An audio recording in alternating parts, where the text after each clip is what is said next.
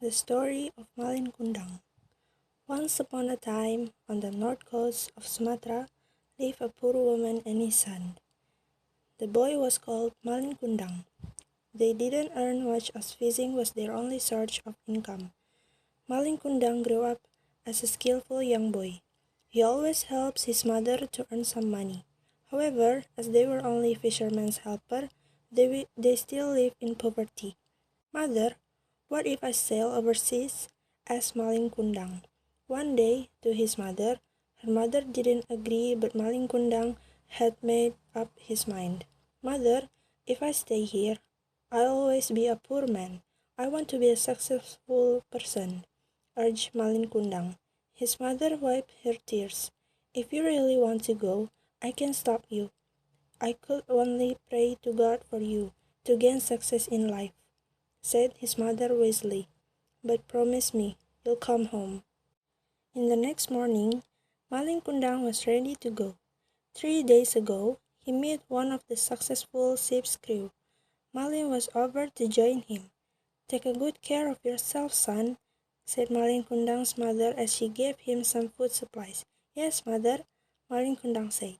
"You too have to take a good care of yourself. I'll keep in touch with you," he continued before kissing his mother's hand. Before Malin stepped onto the ship, Malin's mother hugged him tight as if she didn't want to let him go. It had been 3 months since Malin Kundang left his mother.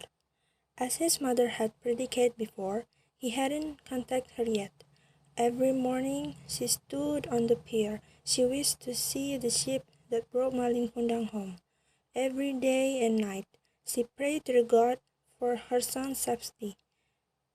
There was so much prayer that had been said due to her deep love for Malin Kundang. Even though it's been a year she had not heard any news from Malin Kundang, she kept waiting and praying for him. After several years waiting without any news, Malin Kundang's mother was suddenly surprised by the arrival of a big ship in the pier, where she usually stood to wait for her son. When the ship finally pulled over, Malin Kundang's mother saw a man who looked wealthy stepping down a ladder along with a beautiful woman. She could not be wrong. Her blurry eyes still easily recognized him. This man was Malin Kundang, her son. Malin Kundang's mother quickly went to see her beloved son. "Malin, you're back, son," said Malin Kundang's mother, and without hesitation, she came running to hug Malin Kundang. "I miss you so much." But Malin Kundang didn't show any response. He was ashamed to admit it his own mother in front of his beautiful wife. "You're not my mother. I don't know you. My mother will never wear such rich and ugly clothes," said Malin Kundang as he released his mother's embrace. Malin Kundang's mother took a step back. "Malin, you don't recognize me? I'm your mother," she said sadly. Malin Kundang's face was as cold as ice.